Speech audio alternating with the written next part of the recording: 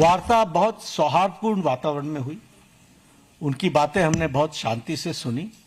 उनको मैंने ये भी कहा कि आप लिख करके देंगे तो अच्छा रहेगा। उन्होंने वो सारी बातें लिखी हैं। मैंने कहा मैं आपको रिस्पॉन्ड करूंगा। मैंने उनको रिस्पॉन्ड किया और मैंने उनको कहा है कि हम चर्चा के लिए तैयार हैं। आप जब कहेंगे हम चर्चा के लिए अग्रसर रहेंगे। नीरज पांडे कोई बात नहीं पूछे। नीरज पांडे आज कोई चर्चा नहीं है।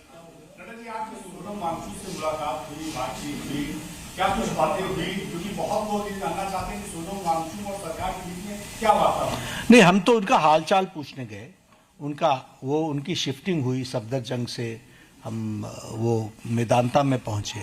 तो एक तो वो आईसीयू में थे, तो वहाँ पर बहुत रिस्ट्रिक्टेड वातावरण होता है, लेकिन उसके बीच में हमने उनका हालचाल पूछा, उनके बेटरमेंट की बातचीत हमने की और हमने कहा कि आप अपना अनशन तोड़िए और आप मुख्य धारा में शामिल होकर के बच्चों को सही डायरेक्शन की तरफ आप ले जाएं। हमारे सरकार सारी विषयों के बारे में चर्चा करने के लिए खुली है और वो हमेशा उसको एड्रेस करेगी।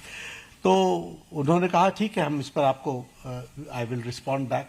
आज उन्होंने पत्र लिखा है, मुझे ओपन लेटर लिखा है।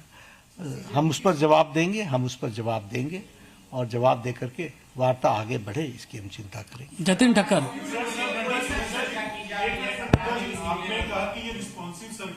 आपने शुरू किया था, ये आपने शुरू किया।